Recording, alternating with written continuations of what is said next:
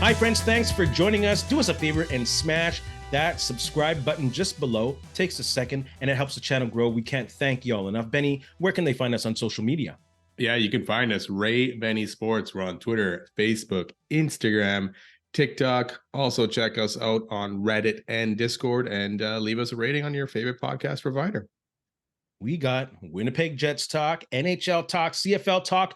But yeah, season's over. Grey Cups a couple weeks ago. We're kind of getting over it. A couple weeks ago. A week ago? Yeah. Just over a week. Yeah. I'm just hoping it was longer than that. Any which way, we're kind of getting over it. But we're going to start off with some Blue Bomber talk because it's kind of hot in Blue Bomber Nation. We just got a report a couple hours ago from Farhan Lalji that Milanovic is pretty much out. And the last two remaining candidates who have had their final interviews are Corey Mace and Buck Pierce. Any fresh thoughts on that? You know what? Good luck, Corey Mace. Good luck. You got this. No, just good for Buck if he ends up getting a job. As much as it would be Saskatchewan, it would be tough to kind of cheer him on. I'd like to see him have some success there, but good for him if he's done it. He's put his dues into this league as a player, as a coach, starting off, as an assistant to Paul Lapalisse and all that stuff, learning the tricks of the trade. So, and then he's learning from Michael Shea, who's one of the best coaches in the CFL right now. So good luck to him. We'll see what happens there. Yeah, like Michael Shea said in his interview, I'm going to paraphrase. He just hopes the best for Buck Pierce and his family. Yeah, exactly. So, there are signs there. There's so many balls in the air in regards to the football ops of things. How optimistic are you that Kyle Walters is going to return? I'm pretty optimistic with this. Listening to O'Shea talk and all that stuff, I don't think he'd be saying this kind of stuff if he wasn't kind of sure of Walters maybe coming back. And maybe this Buck Pierce deal is kind of holding things up because a lot of these guys are not under contract anyways, right? So if Buck gets the job over there, okay, so now we got to figure out another OC, what salary and all that stuff. If Buck comes back, like a lot of these guys probably deserve some kind of raise. So now you're thinking, okay, how much do I have to pay Buck and all these other guys and what's left over for Walters? So I think it gets done. I don't see why not. I mean, this guy's been here since 2013. He built this thing. He helped build this thing and turn it into the dominant juggernaut that it is right now, minus the last couple Grey Cups. Yeah. So I can see it getting finished at some point. I'm about 75-25 feeling that he will come back. I'm never 100% because I took statistics in U of M and I learned that nothing is 100%. I learned that in Grant's tutoring because the whole 2 months of taking stats was a waste of my time. But anyways, I do think O'Shea is a man of his word. And when he says something, he's confident. I know that's based on facts and not feelings. And based on his comments in the coaches show and the Grey Cup, it does feel like Kyle Walters is coming back, but there's always that chance. Yeah. And even McManus and Govea are up in the air with their contracts. So lots of stuff is kind of held up based on this Buck Pierce signing or not signing. But yeah, I think he will be back. I don't see why not, unless there's some kind of crazy offer elsewhere, which there really isn't room. Where? Yeah, unless he's going back to university somewhere or something in the States, like there's probably not going to be a better offer in the CFL anywhere. Plus, there's no jobs opening anyways at this point to the GM job. So yeah, unless there's, like you say, unless there's an issue between Miller and Walters, I think it's just kind of getting all the ducks in a row and figuring everything out and where they can pay other guys and all that stuff before they get this figured out and finalized. Yeah, and of course, a big factor in this is the salary cap for management, the football ops cap.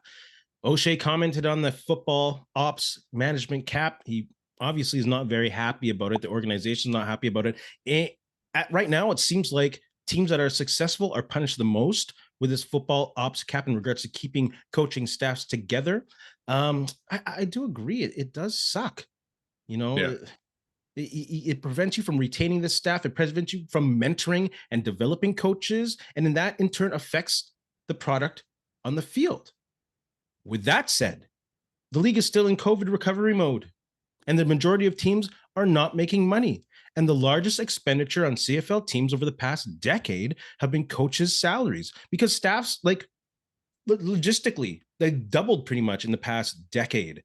So you have to keep the coaches' salaries in check.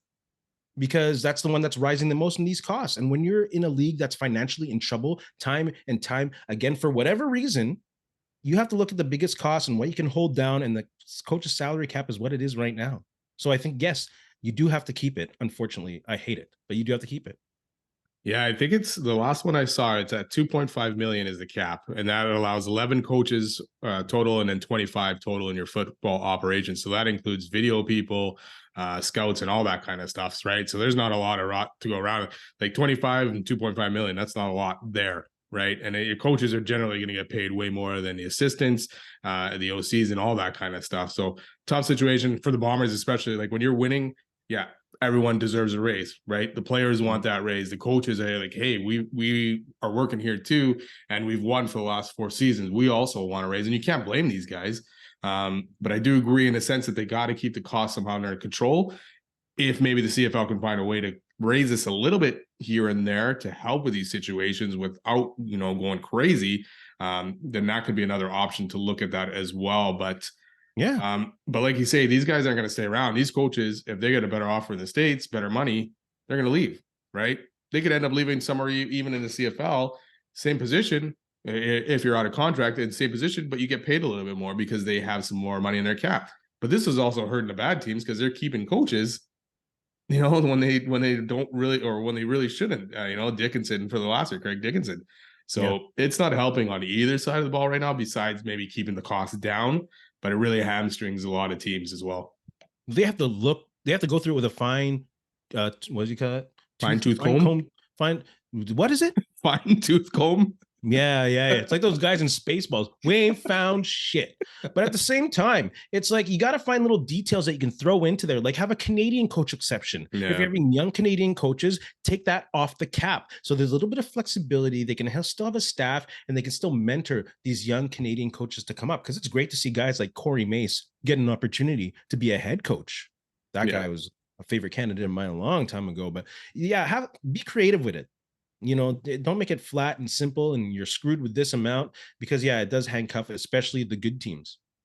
Well, yeah, then you have to make a decision. Like there's obviously some good play in the CFL, but there's a lot of bad play as well. And that depends on coaches as well. Now, instead of getting an experienced guy because you don't have enough money, you're bringing in a first-year guy who hasn't had time to learn from anyone, the CFL game or anything like that. And it takes him time to get going. But that means his position that he's coaching or anything is not going to be good until he gets going. So it doesn't help the league in that sense, where it kind of keeps the league down and not have the best kind of play that it should.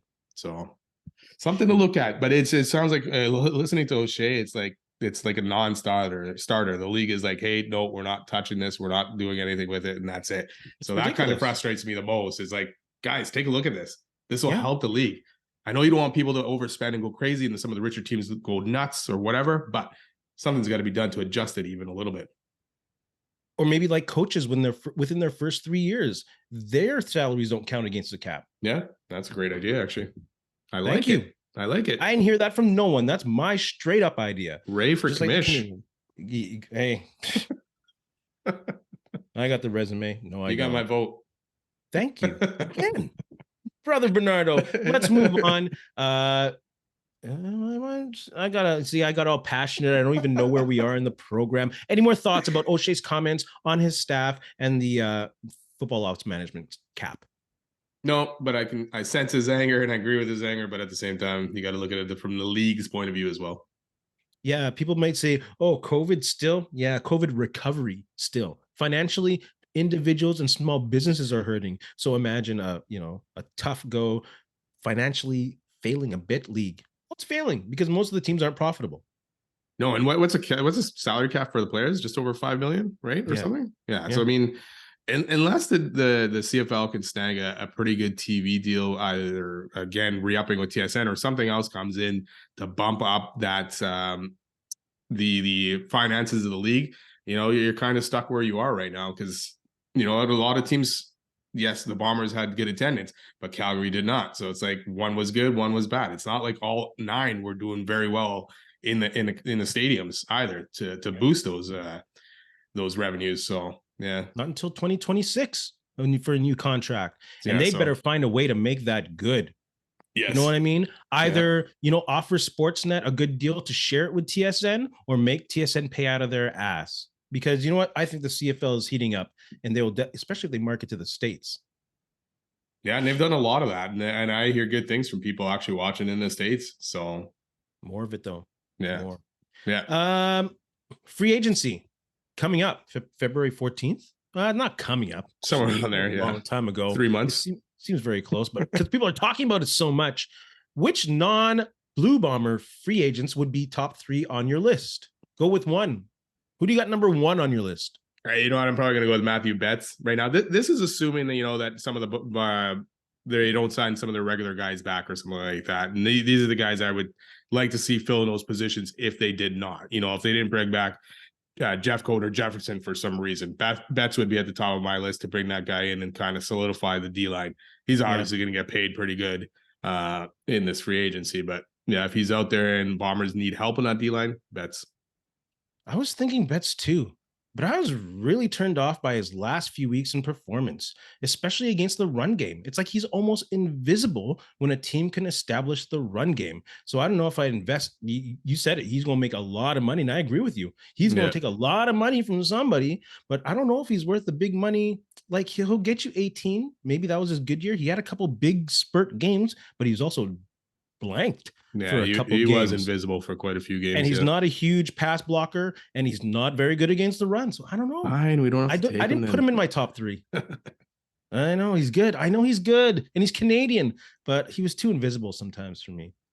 I think I'll go for Darius Sirocco in Toronto. He's a center there, a CFL All-Star, great Canadian talent in the middle. He played line across the way with the Dinos. He played guard, tackle, and center. So fundamentally wise, when you think about the dude's fundamentals, fundamentals, yes, not fundamentals. These are fundamentals.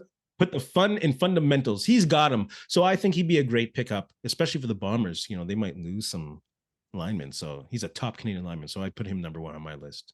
Yeah, actually, I was looking at him as well, and I thought, okay, if you can get Kolinkowski back, you're kind of set there. You probably, give him a little bit of a bump up.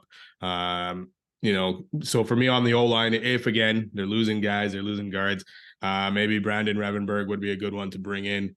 He's been in Hamilton for a long time, so maybe he's just going to stay there. But again, he would fill in one of those guard positions if they need a veteran presence. If for some reason Neufeld says I'm done, right, or Gray, looks at somewhere else.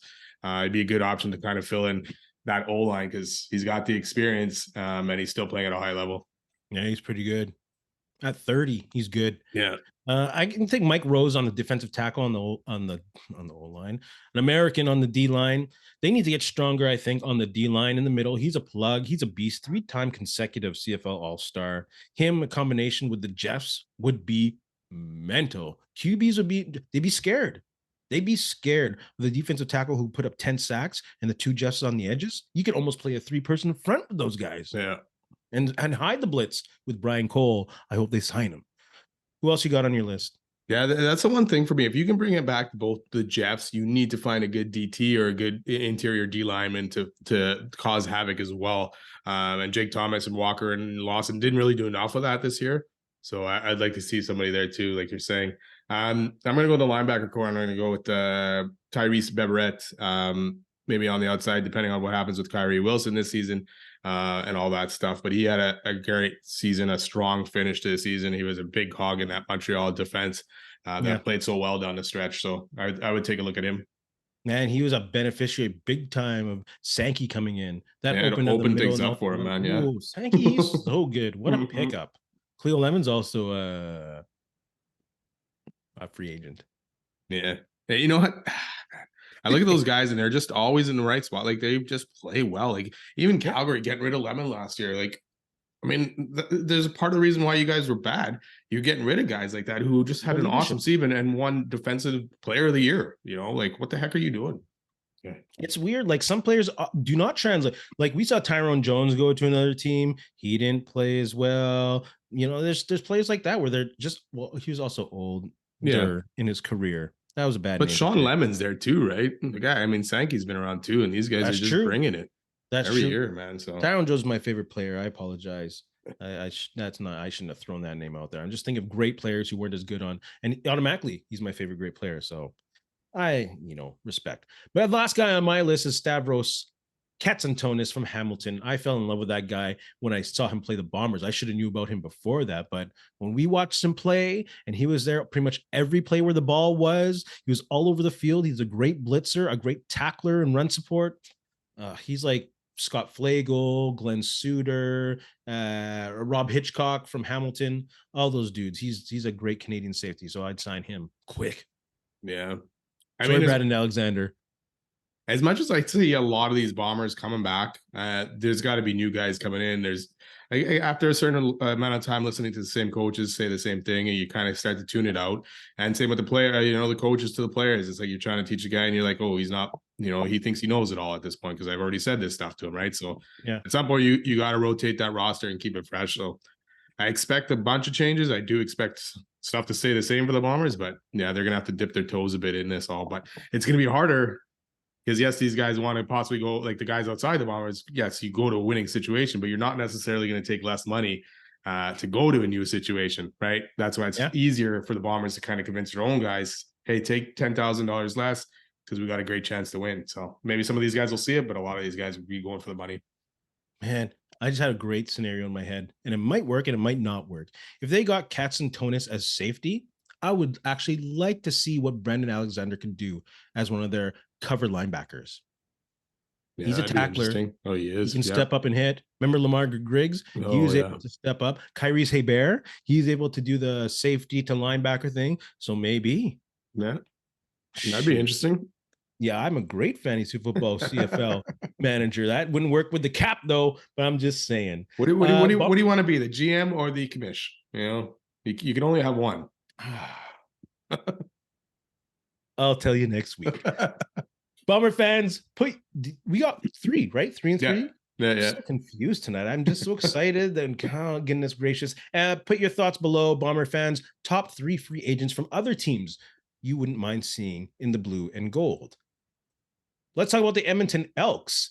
Their president suggested a new stadium might be beneficial that they could share with the CPL team. What are your thoughts on that? Hey, man, if it makes sense, let's go for it. I'd like to see all new stadiums around the league if it eventually can happen in the next 5 to 10 years, right?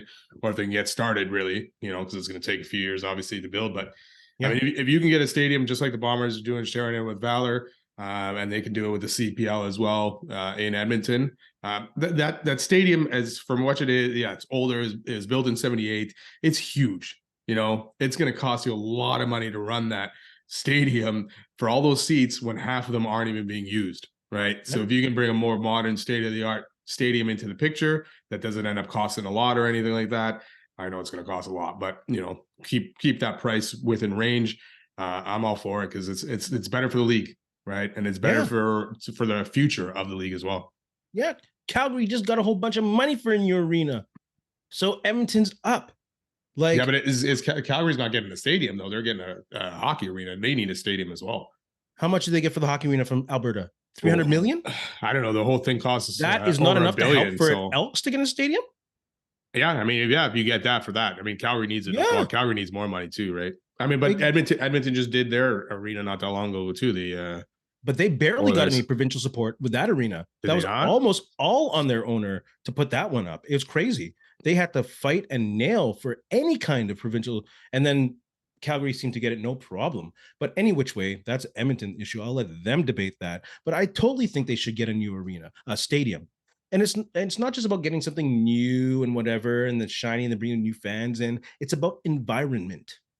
This is the way of the CFL game. Smaller stadiums, better environment, more compact. Like you look at when I went to a game in Toronto in Skydome, that was horrible. Empty seats. The noise was cavernous. People were separated by so many seats. How does that benefit the game? And not just on TV, but you there as a fan. It's like, oh, this is boring. I can't hear anyone. There's no people around me getting excited. So they definitely need a new stadium. It's too big for what they need. I could care less if it's a CPL team or not. The Edmonton Elks need a new stadium moving forward. And if I was a private owner, that had to be an option. 35,000 seat stadium at least. Yeah, I mean, between 30 and 35. I mean, what did Saskatchewan's end up being here? 32 something? 33, 350 basically, expandable up to 40. So if they had to, and the cost on that was 278. Yes, it's been a few years since that, 278 million. So yes, it's been a few years. So obviously it's going to cost a little bit more, but you know, it doesn't seem too bad in retrospect for me.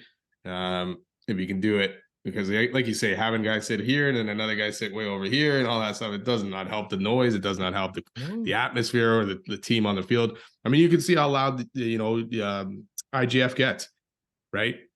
And even in Saskatchewan there, it gets loud because the stadium is more compact and it keeps that noise in. So be perfect. If they can get it done, hey man, that'd be fantastic. Because then you're looking at it in pretty much the whole league. You know, Edmonton and Calgary are sitting in new stadiums. BC just retrofitted theirs. BC Place. I don't know if it's BC Place still anymore. Does it have a name? Something. Probably. Maybe Rogers again owns that one. I don't know. Yeah, so you'd have the league in pretty good footing in terms of stadium wise. So and why is it still called Commonwealth? And is it the brick field? Like, come on, get a name and get some money for that thing. What are you waiting for? Commonwealth. Is it seriously just called Commonwealth? Are they still drinking tea to the Queen with this Commonwealth? Come on, get rid of that name. They did not sign a stadium deal at all. Wasn't the brick field for a while at Commonwealth Stadium? Could have been. Any which way. Edmonton, we hope y'all get a new one. We will be getting a new one. Let's move on to some CFL awards. You know, it was a great touch to have the MOP name the George Reed Trophy. Who would you name each trophy after going forward? And I'm just hoping I have all the other awards here because I might be missing one. But let's start off with Canadian. Who do you got for MOC? Who'd you name that after? I would name it something after Normie Kwong. One of the early winners of this award, won it a couple of times. Great career, obviously, in the CFL. So he'd be at the top of my list for naming that. That's a good one. Good Calgary running backs. And we just had discussions online with this crazy top 15 running backs on the list by American Football International. Andrew Harris is not on it. Any which way. My MLC candidate, I'd name it the Russ Jackson Award. 12-year career, voted number 8 in the top 50 CFL, top-ranked Canadian, CFL Hall of Famer, Canadian Sports Hall of Famer, most touchdown passes in the Grey Cup with 8, most touchdown passes in the Grey Cup game with 4, highest passer rating in the Grey Cup with 118.4. He's the Canadian trophy. 3 times MOP. Yeah, wouldn't be a bad one either. 4 times MOC. Shoot. Lineman. Who are you going to name that one after? We're probably on the same page on this one. I'm going to go with Chris Walby. That's, you know, obviously great career, won the award a couple times too. You know, was an anchor on that Bomber O-line for so long, played at a high level for so long, won a bunch of Grey Cups or a few Grey Cups. So a couple of Grey Cups, actually. Sorry. No, 3, right? 3, but so, he didn't play in 88. Right. So yeah, great career. So I'd name it after him. Yeah, but it's not Chris Walby. And if Stanley Bryant does retire, I hope not, he won it 4 times. Yeah. Not in a row. 2, and then someone won it. Van Zyl, Chris Van Zyl won it. Yeah. And then he won 2 again. So one of those Bombers I'd take for offensive lineman. Defense. I'm gonna go with Willie Pless. We talked about him on an episode a while ago. Dude won it 5 times, 4 times in a row. That's crazy. Yeah. So I'm going to call it the Willie Pless Award. Yeah, I'm going to agree there. I put 2 guys just in case you picked Willie Pless, but I still can't pick against Willie Pless. I put Joe Monfort on there as well, but I still think I'd stick with Willie Pless. Joe Monfort. He's a good one. Oh, he was a beast. Destroyed the Bombers all the time. Yeah, I know. Special Teams Award. I'm very interested to see who you picked. Who'd you pick for the Special Teams Award? I got to go with the Gizmo. You know, just a great career in terms of returning the ball, punt returns, kick returns, always electric on the field, could score at any moment. And again, did some damage to the Bombers too. So I got to go with him. He damaged everyone. Yeah, that's true. He has more probably kick and punt return touchdowns called back for holding than most guys have in their career. Crazy. He was so good. But I had to go with the guy who has the most points in professional football history with 3,991, Louis Pasaglia. Most converts, most single points, and he punted. 2nd all-time in punts and punts yardage behind the GOAT, Bob Cameron. Yeah, crazy. That's true. So, and he won the game-winning points in his last game ever in a Grey Cup. Get out of here. And he's Italian too, so that's good. Crazy. These last two awards, I'm going to go with the Paisano for sure. So, and 40 for 44 in his last year.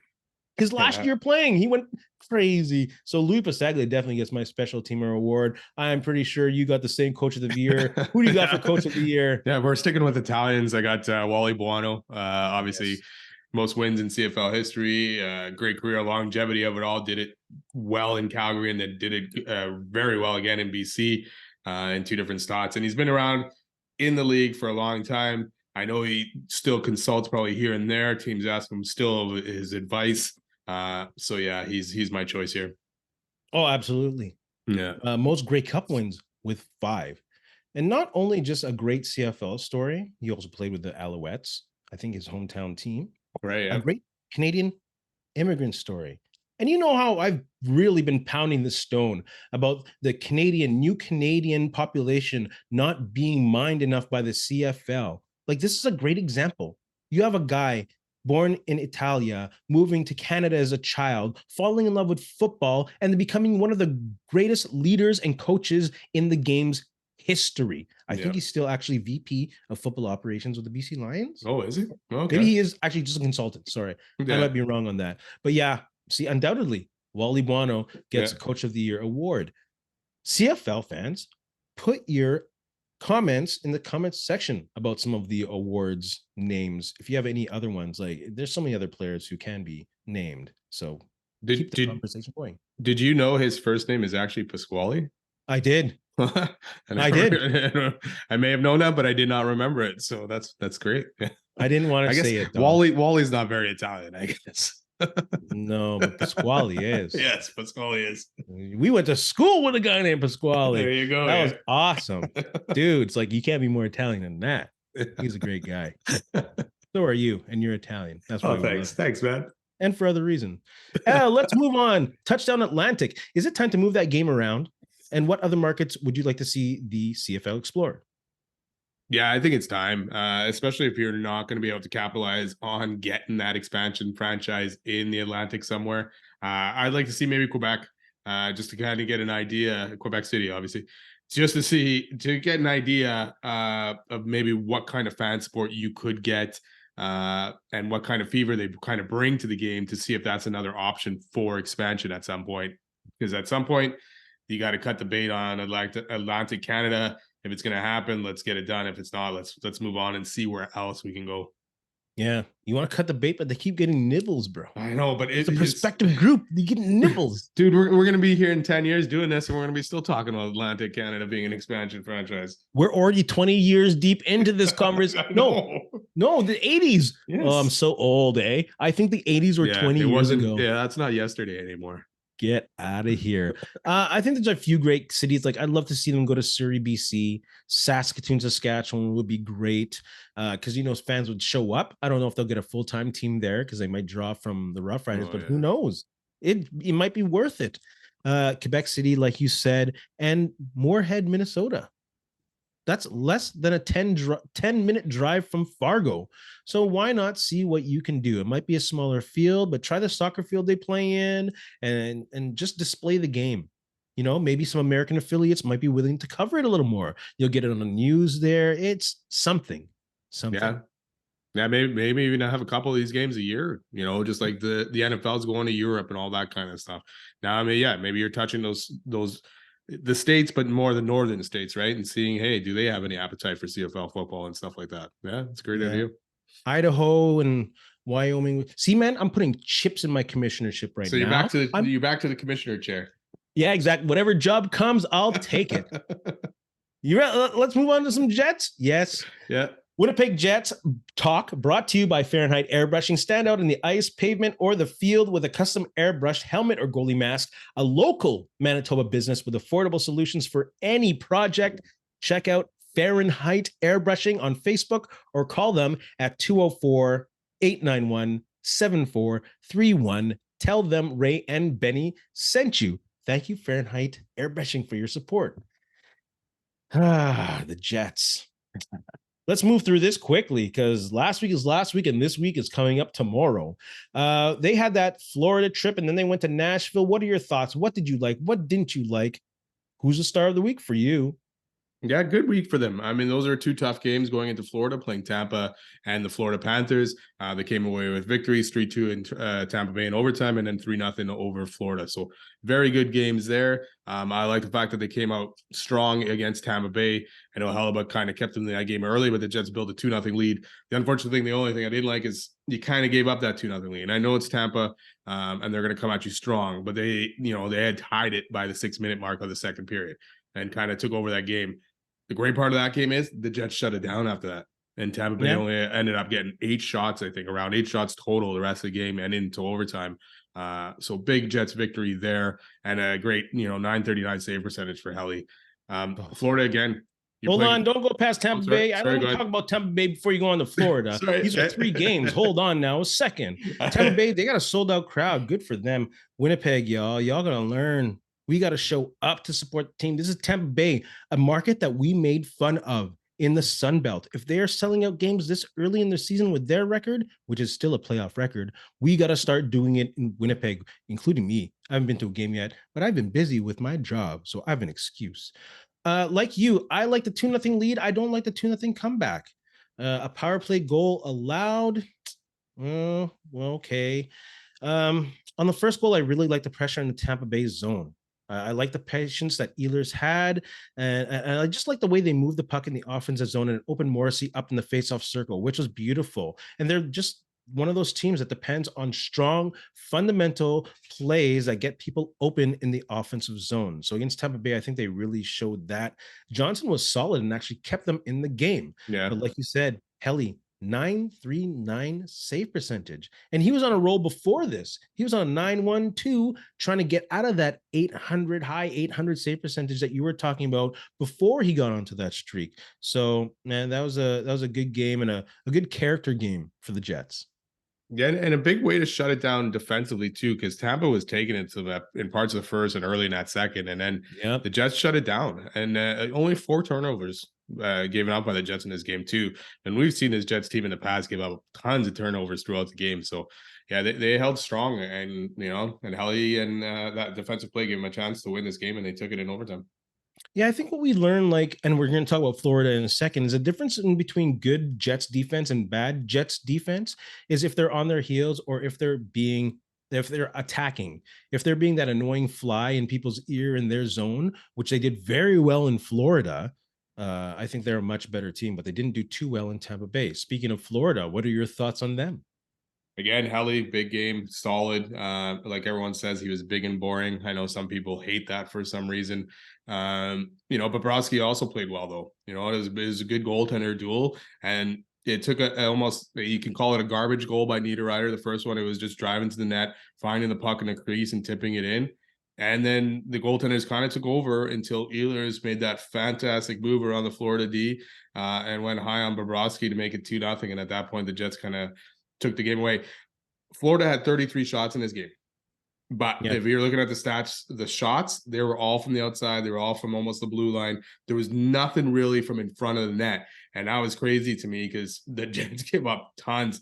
But when you're watching the outside, you're like, oh, this is kind of a Paul Maurice team. Just throw the puck at the net and kind of see what happens and hope for the best in front of it. So, again, only 5 turnovers in this game. Solid defensive performance as well, on top of Helly playing well. And the Jets, they kind of grittied it out. Florida's a big team, right? The Dylan fight against Sam Reinhart, he pummeled his face. What did you expect in that one? He got him quick, though. Sam Reinhart did not watch the film on that one. He got him so quick. I think that's probably what Reinhart was talking about after. He's like, dude, give me a chance. He was punching his face before Reinhart even knew what was going on. Well, pay attention. Hey, they're undefeated against Pomo. Yeah. 4-0, I believe. 4-0. And you talk about this feistiness. I like what Bonus said, and they're willing to get into it and stick up for each other. That shows me a little bit more than analytics. And again, I am not slamming analytics. Bro, you brought up these analytical stats and they benefit the game. I just don't understand them. I'm not a smart dude. I watch the game and I just say what I see. I can't do the analytics because I get confused when I see numbers on paper. But when it goes back to your stats. Exactly. Exactly. I need Grant's tutoring for that nonsense. Hey, does anyone know Grant's tutoring on NHL analytics? I'll take it. But any which way, I love to see that kind of feistiness, and just shows me that that's a kind of team that can survive throughout the year. It's not a flash in the pan. Yeah, for sure. They'll lose. They'll have their losing streaks like any good team does. But I think they have the grittiness and the chemistry and the togetherness, what a horrible word that is, that they got each other's backs, and that'll get you far in the NHL. Yep. Yeah, they've done that well so far this season. And I really like the play of Niederreiter. Man, the first few games, the way that guy uses his size and his speed, the Adam Lowry goal against Florida, the first one, like, oh my goodness, he's so good in the face-off. The way he just takes the puck, he pushes his guy out of the way, he gets in front of that to get him out of the way, and then Niederreiter plants his ass, and he gets the goal on the rebound. That's the kind of shit. Oh, sorry, I'm swearing because I'm excited. Yeah. That's the stuff we love to see. Yeah, he's such a big dude. It's hard to move him off that puck, man. Yeah, when he starts to stick his back out and his butt out, it's like, oh shit, he's engaged. Exactly. And in this game, again, the defense showed how if they're annoying and really in the opposition's face in their own zone, and they get into their positions before the offensive players can get into their positions, how defensively good they are, because they can't push people out of the way. No, size is not their forte, and they're not going to get a whole bunch of size by playoff time. But what they can do is play smart defense and get positionally, get in the right place positionally to be good. Horrible grammar again. What else you got? Yeah, that's basically it. Like you say, it's a big team. Florida's a big team. The D is smaller, like we talked about. So in this one game, yes, they could handle it. They played well. Who knows in a 7-game series what would happen if they get worn down at some point? But yeah, great game defensively all around. Not bad that Helly got the shutout. Yes, as well. Yeah, first of the year. So. How about Nashville? What do you got to say about that Nashville? Unfortunately, it's like I get it. You're on a 5-game winning streak total here, right? You're 2 games on the road. You're kind of flying high. Now you're playing a team who's worse in the standings than the ones you just played. So you kind of get that letdown moment. Jets started off well. Broissoit made some early good saves in this game. Jets kind of took over, but then Nashville came back late in that first and ended up getting the first goal of the game. Which was, Broissoit a bit out of position on the first shot and leaving that huge rebound to an empty net. So again, it was tough. And then the second goal was even worse on Broissoit's part. So you're already down 2-0 early in the second, down 3-0. Hard to come back from that. They almost did. But I think Broissoit's got to be a little bit better on some of these shots. I know he made some good saves, but the ones he ends up letting in afterwards are like, ooh, you should have had those. He does. I don't blame him on that power play goal, though. It was weird. They had that like the third one or the? I think that was the second one, wasn't it? Where they stepped in and just threw it at the net. They had Lowry, Appleton, and Morrissey all in a line at one point in that power play, and they just pass around that. And you shouldn't really be able to pass the puck through the penalty kill and across the ice. That was the third one. Yes, I don't blame him for that one. That was the third one. Sorry about that. Yeah, that one was like, oh boy, you had no chance on that. No, I don't blame him. The first one was ugly. Yeah. First one, bad position. The second one is like, I don't know if you were asleep or just, again, bad positioning. I don't know what. My kid plays goalie and I don't understand sometimes, but I'm thinking, okay, I could have stopped that, but chances are I probably wouldn't have stopped it anyways. But yeah, when you're out, and then Saros played well, on the other side. Oh my gosh, it's like, it's hard when you get shaky goaltending on one end and then Saros plays lights out on the other end. And that third line, again, every game, the third line for the Jets is a factor. They give everybody trouble. You don't know how to put that who to put that line with the other team. You don't know who to match up. Yeah. Goodness gracious. And Perfetti had a beautiful power play goal on that one. Set up. He's playing defense on that power play, and he was just open. He put it over the dude's shoulder. Yuck. Yeah, good to see them fight back and get close. Unfortunately, they couldn't get that tying one, but good fight back at least, but a little bit too late. Yeah, couldn't quite finish. Star of the week for that week. We might have the same dude. I'll go with Connor Hellebuck. 31 for 32. And then 28 for 28, going 59 of 60 in his 2 games in Florida. The Jets will be pretty unstoppable if that continues. Yeah, if they continue to play well defensively and he finds his form and, is not facing those high danger opportunities, like in Florida, it's 33 shots, but a lot of them weren't high danger and in the slot area. So if you give Hellebuck outside shots, chances are he's not letting any of those in. So I'm going to pick Connor Hellebuck again as well. Gave the Jets an opportunity in these games to win, and the offense did enough to win them. Let's go with the upcoming games. They got Dallas on Tuesday, Edmonton on Thursday. What do the Jets need to do to win? Let's start with the Stars. Again, big game coming up here. Dallas obviously won the first game of the season between these two. Dallas started off hot, but they are actually only 5-4-1 in their last 10, coming off a 7-4 loss to Calgary on Friday, I think, where they gave up 5 straight to lose 7-4. So, but very good power play, very good penalty kill. This team can score. So the Jets have to be aware, and they're gonna be tough offensively as well. So it's gonna need to be a big defensive game again for the Jets. And finish again. Both teams can score. The Jets can score as well here, obviously. So it'll be a tough battle, though it's always a tough battle against Dallas. Yeah, Dallas is going to be refocused after that Flames game. Putting 7 on them. Oh, my goodness. So the Jets defensively have to be awares. You know, they cannot be, like I noted earlier, they cannot be playing on their heels, seeing what's happening and being reactive. They just have to be pressuring the puck and hoping, no, not hoping, making Dallas turn the puck over and taking advantage of that. And the Flames also scored up and down the line. Like their goal scoring wasn't just on one line. And the Jets, as we know, are very good at 5-on-5, one of the best in the league. So if they can stay out of the penalty box, much like they will have the next game that we talk about, and if they can go 5-on-5 situations with Dallas, I think they're very good, in a very good position to win the game at home. Second game, Edmonton. Everybody is wondering if Edmonton on the way back, have they turned the corner? Did they make the right moves? Bro, they beat the Caps and the Ducks. Impressively, though. 5-0, 8-2, right? Good game. What are your thoughts on them and the Jets? Again, it's always tough matchups with Edmonton, and nothing's ever easy, even if the Oilers are playing bad.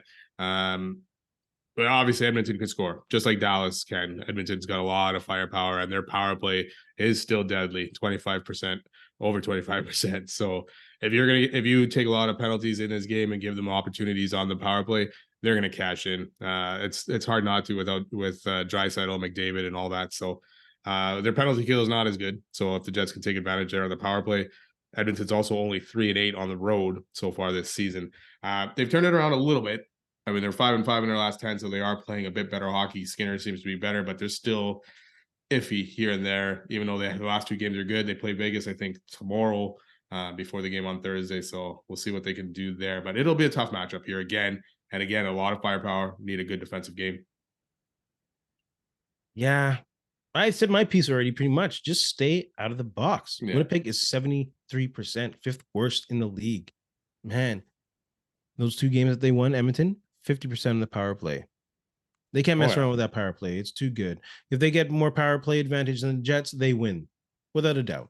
Well, Edmonton's still bad defensively. Their goaltending is still shaky, right? So, yes, if you can play them 5-on-5, your chances are pretty good of winning that game. Absolutely. Absolutely. Should the Jets be concerned about Laurent Broissoit? Yes. Yes. We were complaining about Dave Rittich last year and how bad he was in certain games. And in his only 11 games that he played, his save percentage and his goals against are actually better than what Broissoit's are right now, which is .297 and .877 save percentage. That's not good, especially when you're paying a guy 1.7. I know it's a new team. Maybe it takes some time to get used to. But even if you look at Broissoit's numbers from last year, they weren't great. They were better. But he only played, I messed up there. He only played 11 games last year because of injuries. So he had 2.17 save percent or goals against and 297. Sorry, other way around. Oh, I'm messing this up. I wrote down the wrong numbers. Either way, he was better in those 11 games. But in the playoffs, he wasn't very good. And I know part of that was playing the Oilers in the second round. But yeah, we need better play at him. We can't have Hellebuck play 60-plus games here again. Because we see what happens in the playoffs. He's not the same Helly, and everyone's, he's crap in the playoffs. Well, yeah, because he played way more than he should. And we need Broissoit, who comes in a game against Nashville, to play better. Otherwise, you're not going to trust him against better teams, and it's always going to be a Hellebuck. So, yes, I would be concerned right now, and hopefully he can turn it around. Yeah. I'd expect your number 1 goalie to be playing against better teams any which way. You do, but you want to. I think if Broissoit play, like he does have to get better. Yeah. I don't think he's that much far off though. Like If he gives Hellebuck these rests, but Hellebuck is able to play at a pace where he goes 5-1 in his stretches, and the Jets can still be competitive and play like they did with Broissoit, playing probably at his worst, I think I'm not going to panic. Like I said, he definitely should get better, and they definitely shouldn't be shopping until like All-Star break. Like people be like, should they start trading? It's like, no, just hold on. He's a veteran. He's not, he's got his injury, like you said, concerns. He didn't finish off the season 100% healthy. He's rehabbing into this season. So I'm not too concerned. It's like I used last week, an eye opener, but I think he's okay. I think he's okay. The Jets didn't get their ass whooped, but they definitely lost because of him, I think. Well, yeah, the first and second goal are kind of iffy. And like I said, he made some good saves. He made some good saves in that game early Yeah. too. But when you let those in, it's kind of deflating, right? So Yeah. we'll see. We'll give him time. I'll give him 2 We're more games. No, gonna just kidding. look at the Scott Billick article. And Winnipeg Sun talked about this edition of the Winnipeg Jets being possibly the best edition of the Winnipeg Jets if you take out the 2017-18 edition of the Jets. I think the 18-19 team is better until they can prove otherwise. The 18-19 team, mainly the reason I believe this is because their power play was 7th in the league and their penalty kill was middle of the road, which is still degrees or whatever levels, floors better than what they have right now. Their fourth line, which was Lowry, Kopp, and Tanev, could probably go toe-to-toe with the third line that they have right now. Vesalainen and Roslovich Perot might be a bit of a concern, but then when it comes down to it, it's about that defense. Morrissey, Trouba, Sherratt, Bufflin, Kulikov, Myers. Too big, too fast for this Jets team to roll with if I'm going like toe to toe. So I'm going to go, no, they're not the best team yet, but I hope they prove me wrong. I kind of agree with you there because that 2018-19 season started off so well for the Jets. We know what happened there. Christmas hit, January hit, and it went all downhill. And it's like, oh, just wait for playoffs. We're just waiting for playoffs, and then they lose to St. Louis. So, yeah, that team started off strong. We also saw the Jets start off pretty strong last year as well, kind of playing this same kind of game. I know it's gone a little bit better than last year in terms of all the metrics. But like you say, the power play and the penalty killer are still not great this year compared to what it was in 18-19. And the Jets, like I said, started strong last year and tapered off again after Christmas and then had to battle for a playoff spot. So I think it's too early to tell if they are the best iteration of the Jets since they came back. But yeah, I would take a wait and see approach. I hope they are. It'd be fantastic if they are, because then it's a great run. And this will also bring fans back into the barn, right? But up and down the lineup, they got a solid lineup. They got scoring going on. So far, they haven't even had Gabe Vilardi in most of these games, or the majority of these games. So once he comes back, we'll see how he fills in or fits in, and maybe it'll get even better. But long way to go. I would still take that 18-19 team if we're skipping 17-18. I'm sorry. Like, yeah. Okay, yeah. Let's leave it at that. I would like them to be better, but I just can't buy in yet because they play such a style, such an aggressive style when they're good. Can they keep this going at an 82 game pace? We'll see, like after game 70, 75, we'll see if the wheels start falling off. Like it's a very demand, and Ribona said that last year, and we saw the wheels fall off, right? Yeah. So I think this year is like, hopefully they're ready for it. I bet you line 3 will be ready to go 82 games plus, but we'll see if the other lines are committed to going that hard, that fast every time.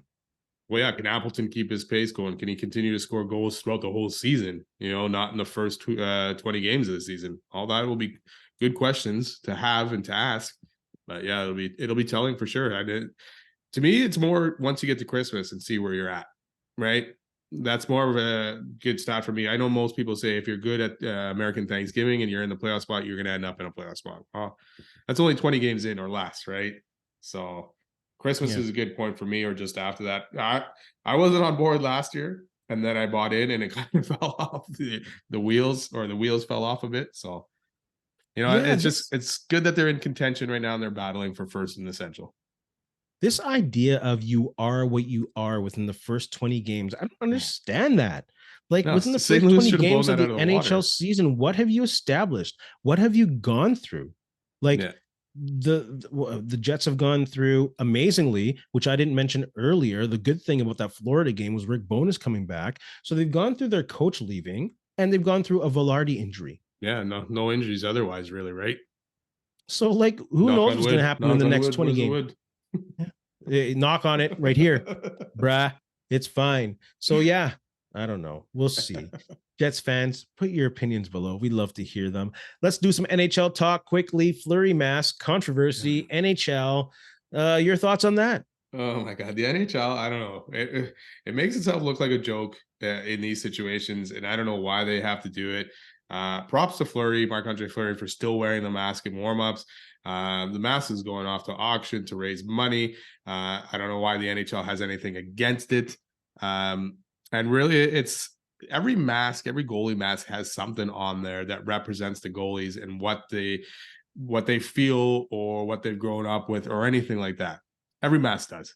So you're going to start limiting what these masks can have on there. Can Hellebuck not have his dog on there anymore? Like, it just doesn't make sense to me. And this is, again, the NHL kicking themselves in the ass again for no reason. They got to embrace his shit. You're not forcing anyone to do it. He wants to do it. Let him do it. It's a clown show. Oh yeah.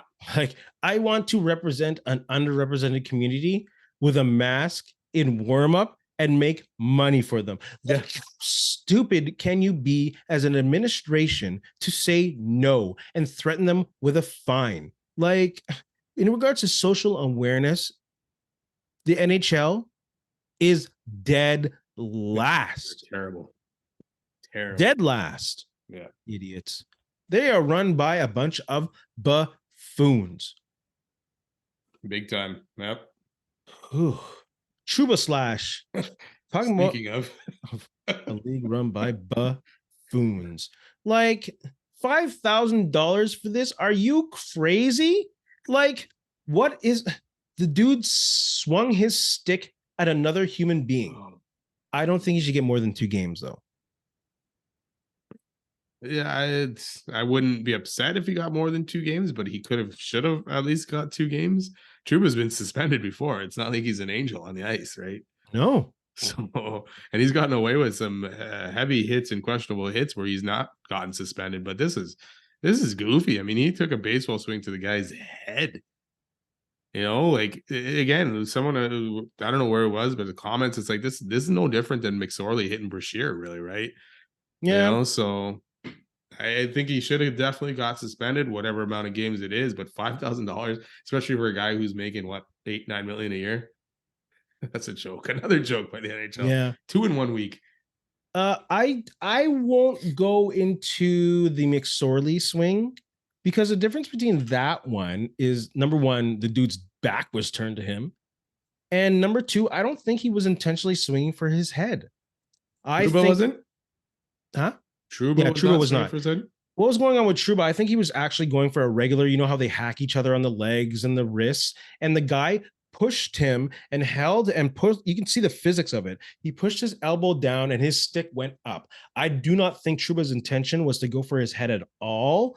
I don't think he's that crazy, but I think he was trying to hack him like they do on the legs and the wrists. And I think that should be outlawed. And I think that's why it should be 2 games.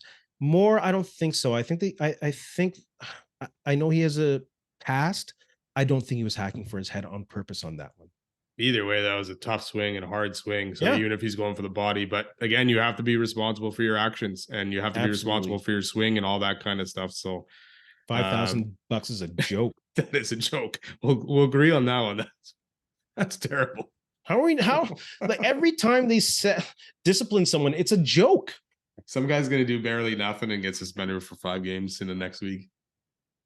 Wasn't someone suspended 41 games for gambling in the team facility? That's not good. Not good. But hey, use your stick as a weapon. Yeah, hack away.